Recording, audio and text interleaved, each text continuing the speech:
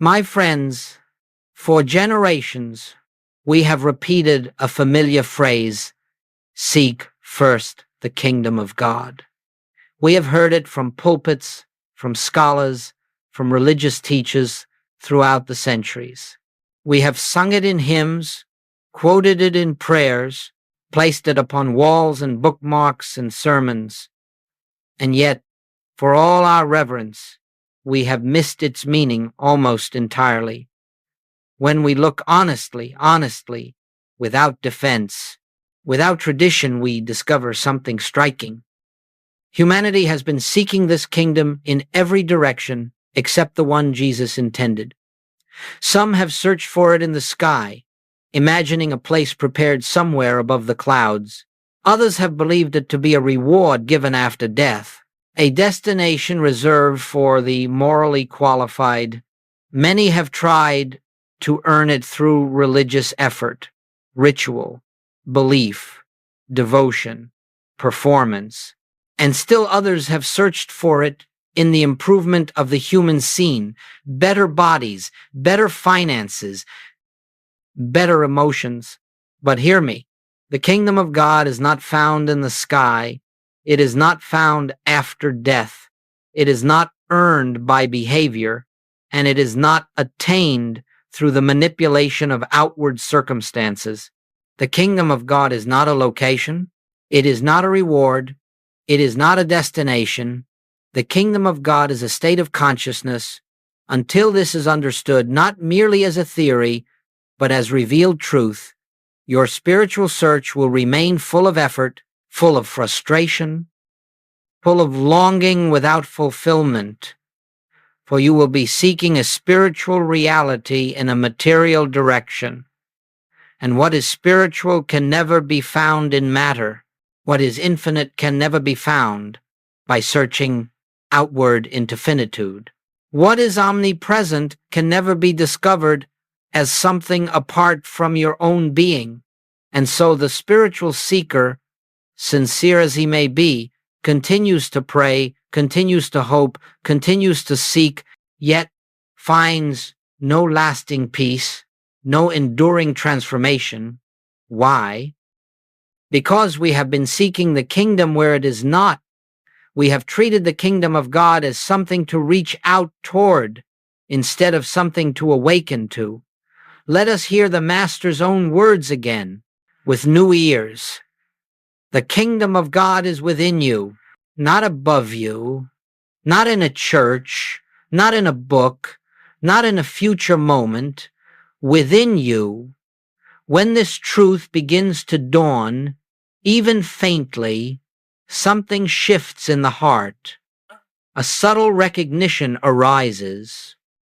I have been living as though God were separate from me, as though divine fulfillment were a distant prize. But if the kingdom is within, then the search must turn inward. The turning must be from the outer to the inner, from appearance to essence. This moment, this recognition, is the beginning of spiritual life. Everything before it is religious aspiration. Everything after it is spiritual realization. My friends, the spiritual life does not begin when you learn how to pray, or how to meditate, or how to believe. It begins when you understand where God is. It begins when you recognize that the source of your peace, your supply, your healing, your harmony is not separate from you, and therefore cannot be given or withheld by something outside you. The kingdom is not something added unto you when you become worthy. It is something revealed unto you when you become still. And so I say to you, if we are to seek first the kingdom, we must first know what we are seeking. We must know where it is located. We must understand that this kingdom is the divine awareness already present within your being, waiting only for recognition. You have not been separated from the kingdom. You have been distracted from it. You have been taught to look outward. You have been conditioned to believe that spiritual fulfillment lies in the improvement of the external world. But Jesus did not say, "Seek first the world, and all these things shall be added unto you." He said, "Seek first the kingdom," for he knew that when the inner reality is realized, the outer conditions naturally come into order.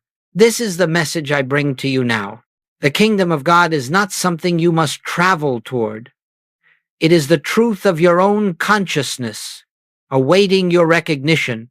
And in the moment, the very moment you begin to understand this, even imperfectly, something begins to unfold within you. A shift, a softening, a quieting, a dawning. For you have stopped searching outward and have begun awakening inward. My friends, this is the misunderstood kingdom. This is the truth religions have repeated but seldom comprehended. This is the revelation the Master offered, that God's presence is not to be attained but acknowledged, not achieved but realized, not invited but recognized. The kingdom of God is a state of consciousness, and when you begin to seek there, you begin a journey unlike anything the world can give. My friends, once we have understood that the kingdom of God is a state of consciousness, not a location, not a destination, there arises the necessity for a profound transition, one that every seeker must eventually make. It is the shift from searching outward to turning inward, from looking for God in the world to recognizing God within your own being, from chasing divine favor to awakening to divine presence. This is not a small shift. It is not a subtle adjustment of belief. It is the great turning, the reversal of the entire human approach to God. For centuries, humanity has imagined that spiritual fulfillment lies outside itself. People have looked to teachers, to traditions, to rituals, to places, to holy objects, even to the sky, hoping to find the presence that alone satisfies the soul. And yet, all the while, the Master's voice has repeated again and again, the kingdom of God is within you, not around you, not ahead of you, within you. But you see, the mind is deeply conditioned to look outward. It has been taught from childhood that answers come from authority, that good comes from outside, that security is dependent upon external sources, that peace is achieved by controlling the events of the world. And so even the spiritual seeker begins his path by trying to gather spiritual truth in the same way he gathers material possessions, by reaching outward. But hear this truth: nothing of spirit can ever be found by searching outward, for spirit is not in the realm of outer appearance. Spirit reveals itself only within the silence, the stillness, the awareness of one's own consciousness. No person, no book, no ritual, no place can give you the kingdom, because the kingdom is not given, it is recognized. Your task is not to acquire God. Your task is to awaken to the God who has been the life of your being since before the foundation of the world. When this realization even begins to arise in consciousness, the entire spiritual path changes. You stop measuring your progress by the improvement of outer circumstances. You stop believing that the presence of God can be proven by better finances, improved health, or more harmonious relationships. You stop thinking of God as a power to be used and begin to understand God as the very life that is living you. And so the search turns inward, not with strain, not with intensity, but with a gentle recognition. If the kingdom is within me, then I must learn to be still enough to feel it. If God is the substance of my being, then I must stop looking for God as something separate.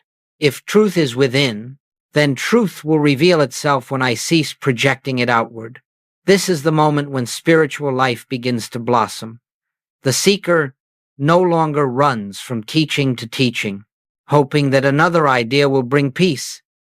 He no longer prays to a distant God, hoping that some heavenly force will intervene. He no longer begs for answers from the world, for he has discovered that the world can give nothing of lasting value.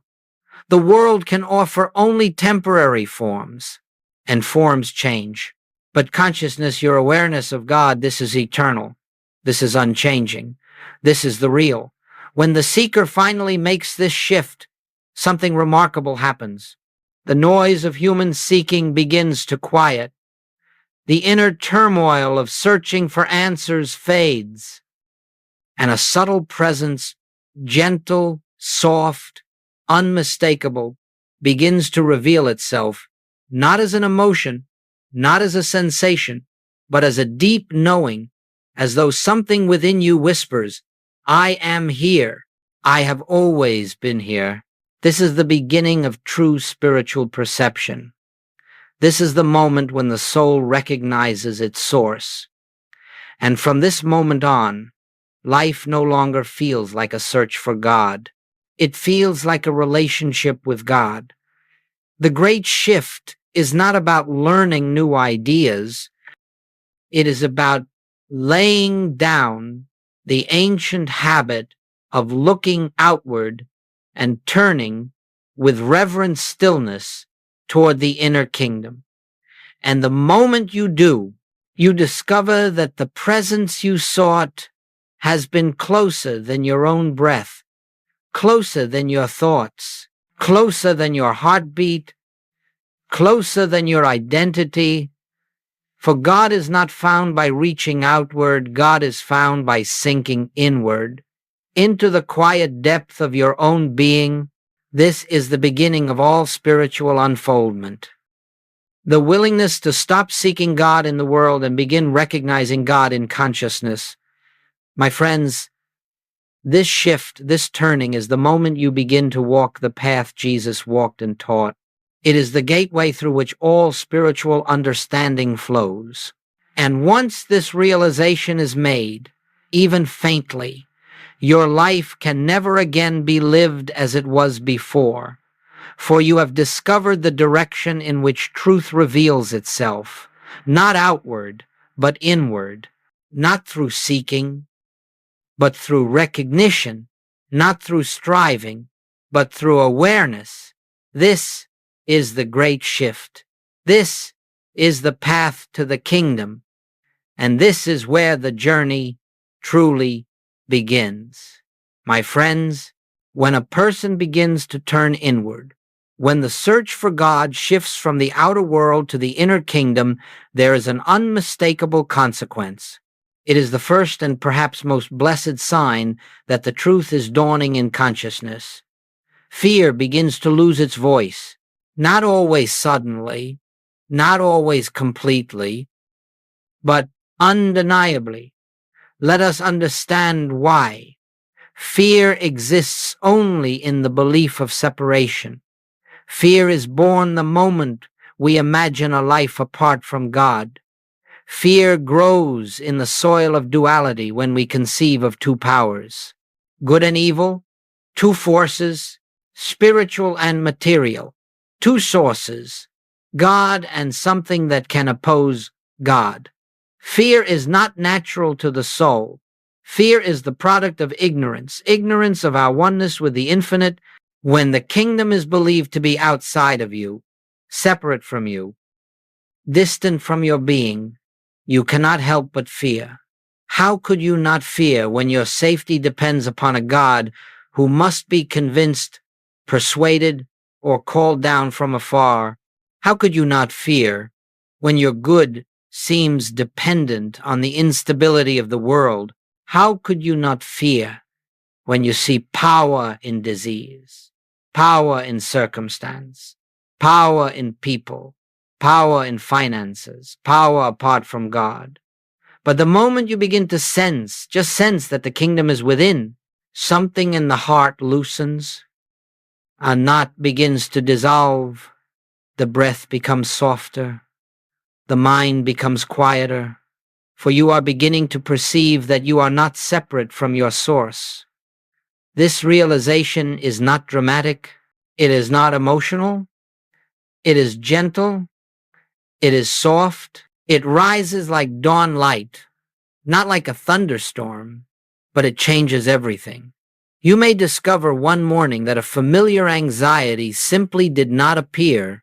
You may notice that a situation which once terrified you now passes through your mind without gripping you. You may find that you do not respond to threats real or imagined with the same intensity. Why? Because something within has whispered, "There is no power apart from God." This is the first fruit of recognition, not yet full illumination, not yet the complete disappearance of fear, but the beginning of a great quieting. Fear begins to subside because you are no longer living as a creature dependent on external forces. You are beginning to behold yourself as an expression of the one life, the one presence, the one consciousness that governs the universe. And with this recognition, spiritual struggle begins to dissolve. Struggle is the attempt to unite yourself with what is already one with you. Struggle is the attempt to attract what is already present. Struggle is the attempt to gain God's attention when God has never removed his attention from you. Struggle is the attempt to reach a presence that has never left you. All struggle is based on the belief that God is separate, and when that belief begins to weaken, the struggle ends. You begin to notice that you no longer pray with urgency or desperation. Prayer becomes less of a plea and more of a resting in what is already true. You stop begging for God to intervene in your troubles.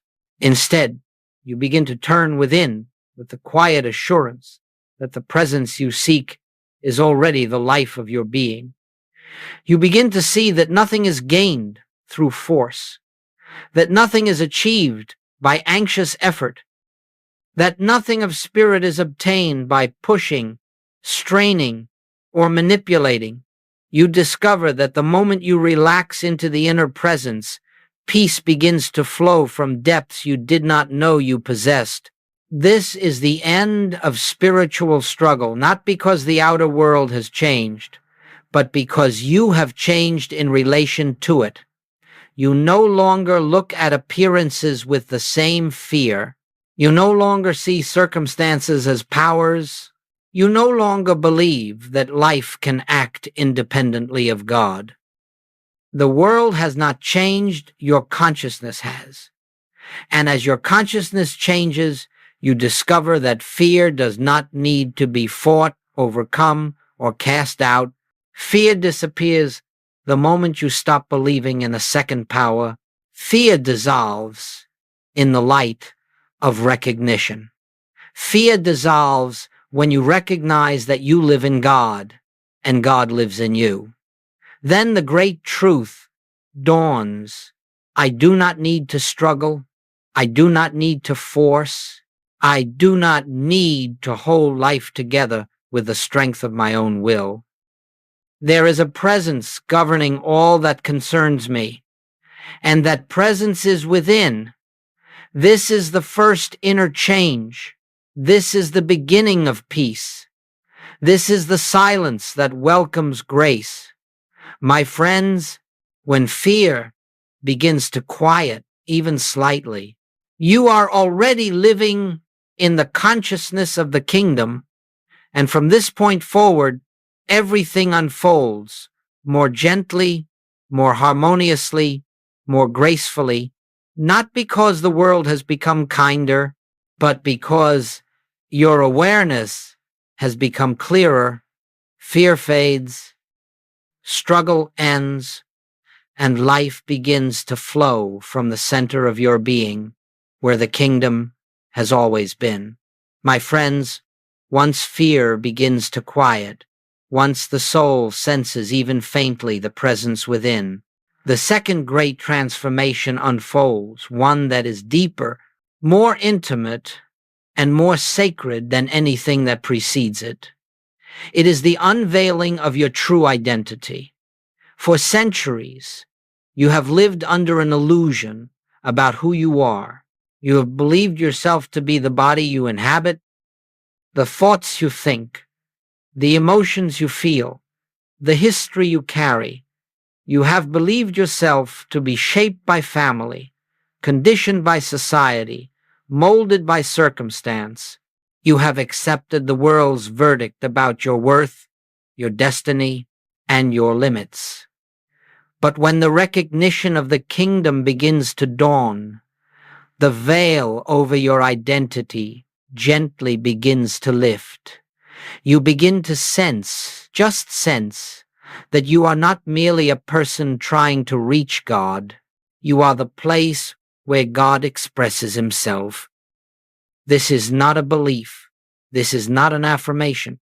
This is an inner recognition that rises unbidden from the depth of your being, a knowing that cannot be explained by the intellect and cannot be denied. Once it is felt, you discover that your life, your real life, is not the personal, changing identity you have carried for years. Your real life is the divine life expressing as you. This is the revelation Jesus declared when he said, "I and the Father are one." He was not proclaiming specialness. He was revealing the universal truth about every soul, that the essence of your being is not human but divine consciousness individualized. When this realization begins to dawn, you find that you are no longer comfortable identifying yourself as a weak, limited, struggling creature. You begin to lose interest in defining yourself by your past, your wounds, or your accomplishments. You begin to sense that who you really are has never been wounded, never been diminished, never been incomplete. You see, the human self, the one you have believed yourself to be, has been a mask, a costume, a garment worn temporarily. Beneath it is the true self, untouched by time, unscarred by experience, unaltered by circumstance. And as the inner kingdom reveals itself, the true self emerges, not in pride, not in ego, but in quiet recognition. You realize, I am not seeking God. I am an expression of God's own being. I am not trying to attain life. I am already alive with the one life. I am not searching for wholeness. I am the manifestation of wholeness itself. I am not lacking anything. I am the embodiment of the infinite supply that is God. This recognition transforms everything. You stop trying to add spirituality to a flawed person. You stop trying to fix yourself. You stop trying to become worthy. You stop trying to repair your identity. Because you begin to understand that your spiritual identity was never damaged in the first place, the only thing damaged was the belief you held about who you were. And so the repairing that takes place is not the repairing of your true being, but the repairing of your perception. This is why Goldsmith taught that healing is not the improvement of a human being, but the recognition of one's spiritual identity. Let me share a simple truth that every mystic must eventually realize. You are not becoming spiritual. You are recognizing that you have always been spirit. You are not transforming into something divine. You are awakening to the divinity that has always been the essence of your being. And when this truth begins to shine in consciousness, a great peace comes with it, because you stop striving to correct what was never real. You stop trying to perfect the human mind, which was never your true identity. You stop trying to save the personality, which has always been a temporary formation. You begin instead to live from the awareness that the infinite expresses as you. This is the unveiling of identity. This is the moment when you begin to see yourself through the eyes of truth, rather than through the lens of the world. You begin to recognize, I am spiritual being. I am divine consciousness in expression. I am the life of God appearing as an individual, identity, without separation, without division. And something extraordinary follows. The moment you recognize your true identity, you begin to see the same identity in others. Not their personalities, not their behavior, not their bodies, but the same divine presence shining behind their eyes. You begin to meet the Christ everywhere because you have met him within yourself. My friends, this unveiling of identity is not the end of the spiritual path, but it is the foundation upon which everything else rests. Once you know who you are, you can no longer be held by fear, controlled by circumstances, or deceived by appearances. You walk the world differently, quietly, humbly, lovingly, but with the assurance that your life is the life of God. And from that moment onward, you live not as a seeker of truth, but as an expression of truth. This is the second great change. This is the awakening of identity. This is the realization that I live, yet not I, but the Christ liveth in me. My friends, when the truth of your identity begins to dawn, when you recognize that your life is the life of God expressing as you, another profound change takes place. This transformation marks the beginning of a new mode of living, a new way of being, a new relationship with life itself. It is the shift from human effort to divine grace. This change is not something you accomplish. It is not something you practice into existence. It is something that happens the moment you stop believing that your life depends upon your personal will.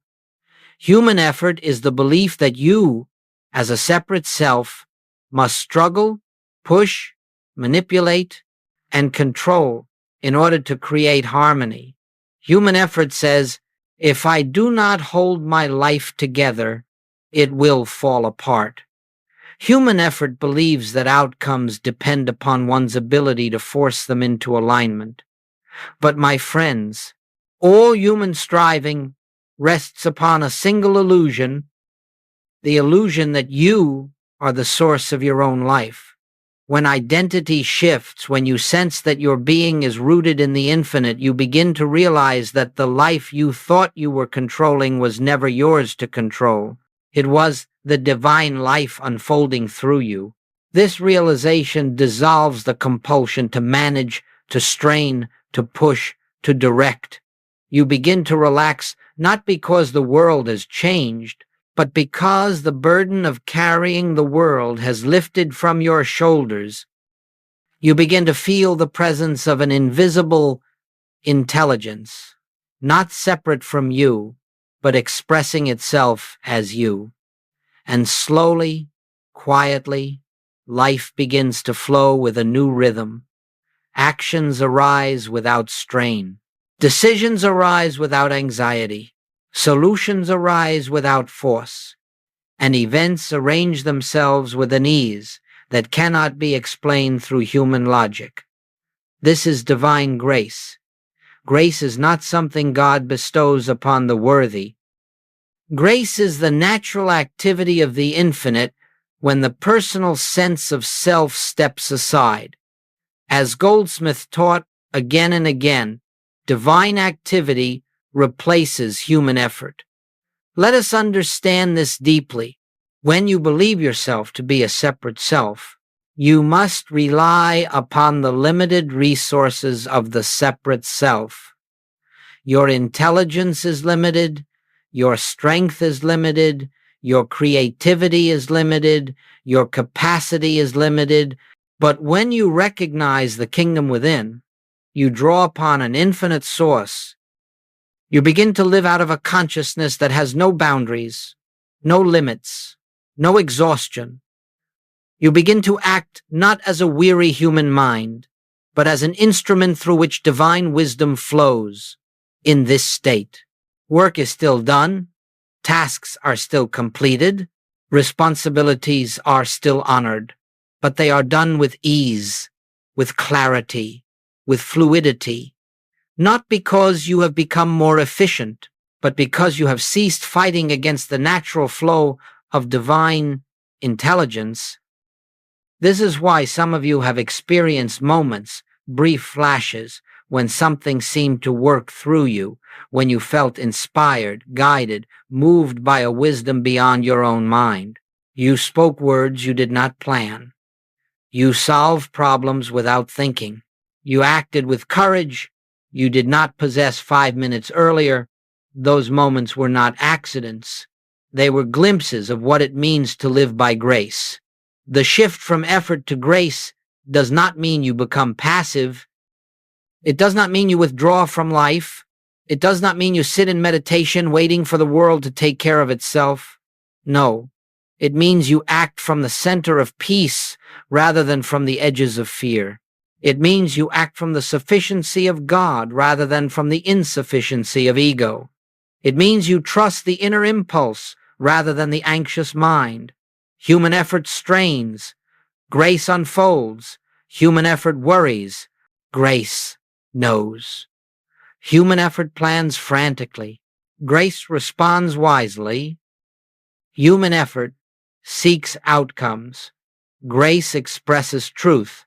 When this shift takes place, you discover that your life begins to have a certain rhythm, a certain order, a certain flow, not because you have mastered a technique, but because you have surrendered the false belief that you are the one who must direct the universe. Now hear this truth. Grace is not something added to your life. Grace is the principle governing your life. When the sense of separation dissolves, when I cease resisting, God acts. When I cease striving, God expresses. When I cease controlling, God reveals. When I cease worrying, God provides. This is not poetry. This is spiritual law. And so, the third great change that arises when the kingdom becomes conscious is this. You stop trying to live your life, and you begin allowing life to live you. This is the freedom the mystics discovered. This is the ease the scriptures describe. This is the peace Jesus spoke of when he said, "My yoke is easy, and my burden is light," because the life lived by grace carries no burden. The burden was the belief in separation. Once that belief fades, grace becomes the natural movement of your being. And from that moment on, your life unfolds with a harmony you could never have engineered by effort alone. My friends, when consciousness shifts, when you recognize the kingdom within, when fear begins to quiet, when identity becomes clear, when grace replaces effort, another profound change reveals itself. It is not something you do. It is not something you make happen. It is something that occurs as naturally as dawn follows night. Your outer world begins to rearrange itself without force. Human beings have always believed that the way to improve life is to work on conditions, to fix them, to adjust them, to push them, to manipulate them, to control them. And because of this belief, the world has become exhausted. Individuals are exhausted. Nations are exhausted. Everyone is trying to shift external circumstances in the hope that harmony will emerge.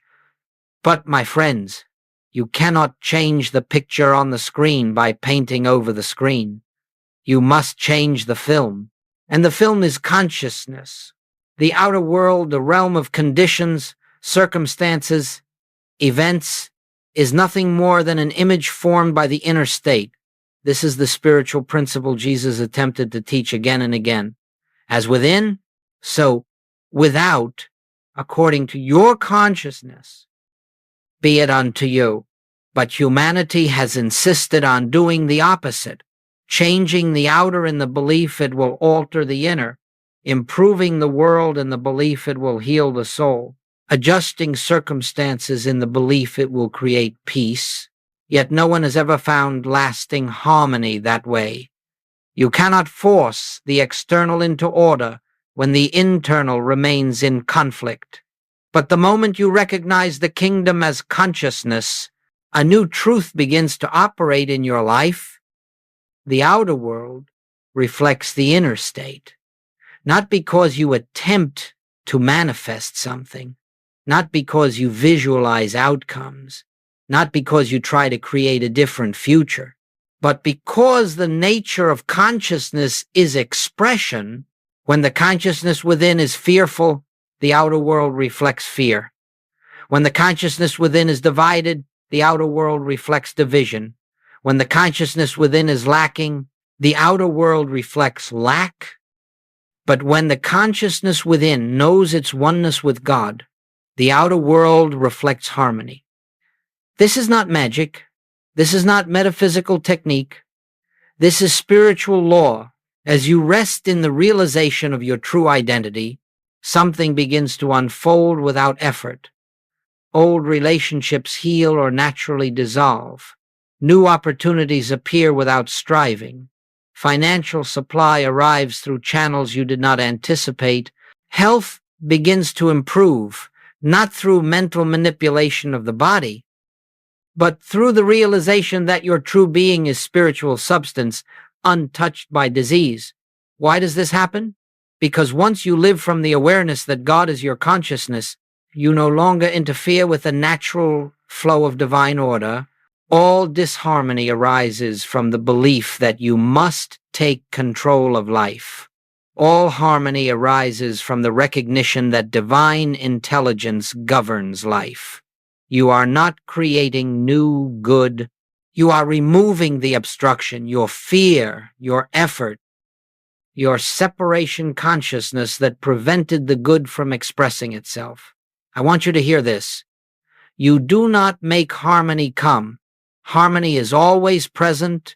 Your recognition of the kingdom allows it to show itself, and so you begin to witness something remarkable. Problems that once seemed immovable soften. Situations that felt hopeless gently reorganize. Circumstances shift in ways you could never have predicted, not because you manipulated them, but because you stopped resisting them. As the inner world finds its peace, the outer world mirrors that peace. Perhaps you have experienced moments like this. A solution that arrives the moment you cease worrying. An unexpected answer that appears after you surrender your need to solve. A healing that comes when you stop fighting the appearance of illness. A provision that flows when you stop fearing lack. These moments are not coincidences. They are glimpses of spiritual law in operation. When your consciousness returns to its natural state, oneness, peace, presence, the outer world aligns itself accordingly. And please understand, this is not about perfecting conditions. This is not about making life look a certain way. This is not about creating the ideal human picture. It is about allowing divine order to express itself. When you stop trying to fix life, life fixes itself. When you stop trying to control outcomes, right outcomes unfold. When you stop striving to create harmony, harmony appears as naturally as a flower opening to the sun. The rearrangement of outer conditions is not the goal, it is the side effect. The goal is consciousness. The result is harmony. Many students come to me asking, how do I change my life? And I tell them, stop trying to change your life. Change your consciousness. When you recognize the kingdom within, the outer life will take care of itself. This is the fourth great change you experience. As the kingdom becomes conscious, the world you once resisted, fought, and feared begins to unfold with ease. The world you once tried to bend into shape begins to shape itself according to the divine pattern within you. And you discover, perhaps for the first time, what it means to live in a universe governed by spirit, not by human will. My friends, as the kingdom within becomes more real than the world without, a fifth transformation emerges, one that marks a profound shift in your relationship to life. It is the movement from reacting to resting, from resisting to recognizing, from seeing life as a series of problems to seeing it as a continuous expression of divine order. This is the end of what I call the problem mindset, that deeply conditioned tendency which causes human beings to interpret every appearance as something to fear, something to fix, something to fight. For the greater part of your life, you have been taught to react. Someone speaks sharply, and you react. A financial pressure arises, and fear reacts. A symptom appears in the body, and anxiety reacts. A loss occurs, and grief reacts. A threat is perceived, and self-defense reacts. This reactive nature is not natural to your being. It is the reflex of separation consciousness. It is the reflex of the belief in two powers, one good, one evil, one God, one problem. It is the reflex of the assumption that appearances possess power over you. But hear me, nothing in the external world has power until your consciousness grants it power. A problem can only exist in the mind that names it problem. The moment you behold any appearance without fear, without resistance, without judgment, it loses its ability to disturb you. And when it loses its ability to disturb your consciousness, it loses its ability to persist. Non-reaction is not apathy. Non-reaction is spiritual mastery. It means that you no longer accept the first impulse of the human mind as truth. You no longer jump to conclusions based on the senses. You no longer trust appearances more than the presence. You pause, you turn within, you acknowledge there is no power apart from God. This appearance has no authority over the infinite. In that pause, in that quiet turning, the entire energy of the situation shifts. The world may still present images of conflict, but consciousness no longer feeds them with fear. The world may still present symptoms, but consciousness no longer identifies with them as self. The world may still present financial pressures, but consciousness no longer assumes that supply comes from outside. This is non-reaction. This is non-resistance. This is the end of the problem mindset. When you stop resisting life, life stops resisting you. Resistance is the belief that something out there can threaten what is in here. But when you know that God is the center of your being and that nothing can enter consciousness uninvited, resistance becomes unnecessary. Jesus taught this principle in the simplest words: resist not evil, and he was not asking you to tolerate injustice or ignore harmful behavior. He was revealing a spiritual truth. Evil has no power unless you grant it power by opposing it as something real. Non-resistance is not weakness.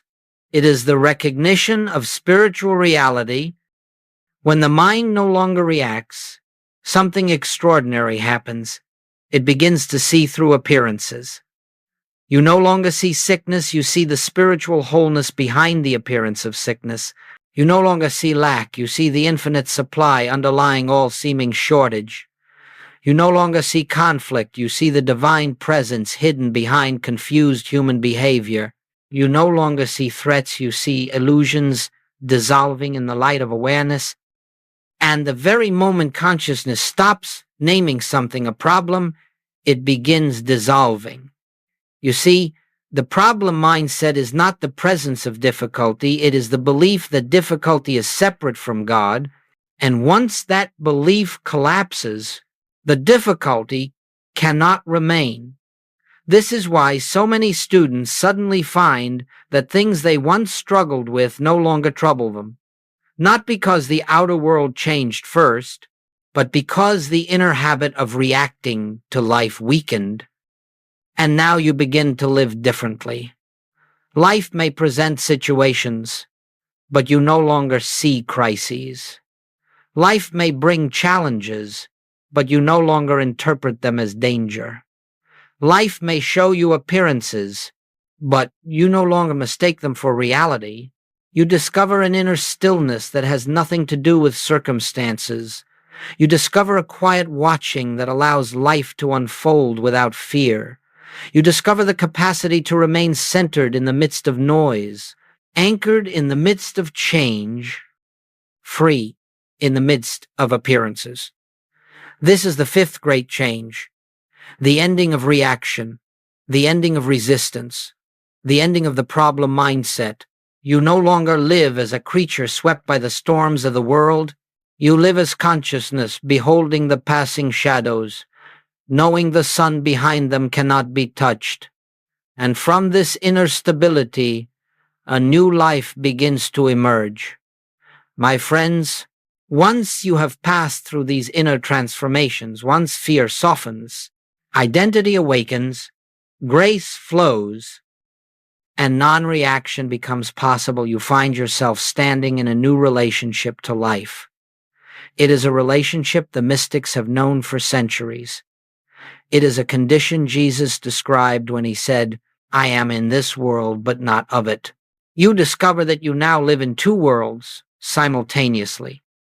You walk in the visible world, fulfilling duties, tending relationships, handling responsibilities, yet you are rooted in an invisible kingdom, a silent presence, a deeper reality that cannot be seen with the eyes or grasped with the mind. You live in the world of time, but you are anchored in the timeless. You live in the world of form, but you rest in the formless. You live in the world of appearances, but you belong to the world of spirit. And the mark of a spiritual life is not withdrawal from the world, it is awareness of the world within the world. This inner awareness becomes the foundation of all action, the background of all experience, the quiet center from which you live. It is not constant thinking. It is not repeating spiritual phrases. It is not trying to stay positive. It is simply a state of remembering that the presence is here, remembering that the kingdom is within, remembering that your life is the life of God, remembering that nothing external can add to or take from your completeness, remembering that appearances are not power, remembering that all good flows from the invisible into the visible. This remembering is not effort. It is not strain. It is not discipline in the human sense. It is simply a gentle turning of the heart toward its source. Just as you do not force your lungs to breathe, nor your heart to beat, nor your eyes to see, so too the awareness of the kingdom becomes a natural rhythm of being. You begin to carry the presence with you, not as a thought, but as an atmosphere. Where you walk, peace walks. Where you speak, clarity speaks. Where you listen, compassion listens. Where you rest, grace rests. This is the meaning of practicing the presence, not a practice of doing, but a practice of being, a practice of remembering who you are and where you dwell. Let me tell you, you do not withdraw from the world. You no longer need to. The world loses its power to disturb you. You can walk through conflict without absorbing conflict.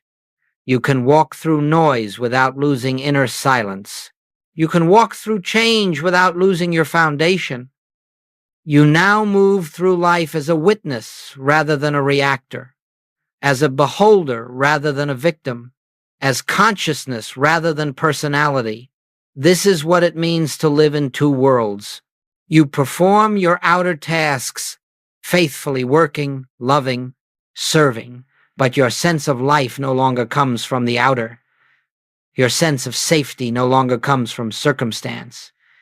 Your sense of abundance no longer comes from money. Your sense of identity no longer comes from achievement. Your sense of peace no longer comes from the absence of conflict. All of this now arises from the inner world. And here is the great paradox. Because you no longer depend on the outer becomes harmonized. Because you no longer seek your good from the world begins to reflect the good already established within.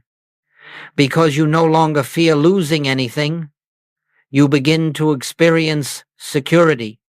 Because you no longer cling to relationships, your relationships flourish. Because you no longer fear lack, supply flows naturally.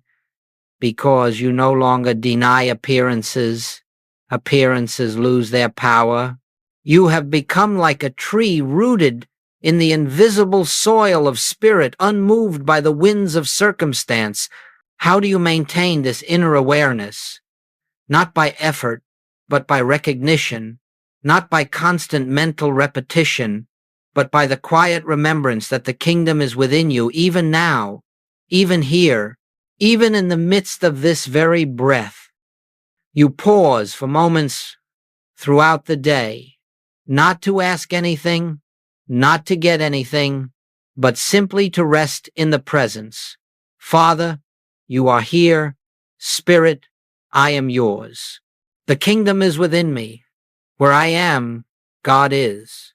I and the Father are one. These are not prayers for help, they are acknowledgments of reality. And each acknowledgement opens the inner chamber a little more. Over time, this awareness becomes continuous, not because you maintain it, but because you no longer forget it. This is the moment you realize you have crossed the threshold.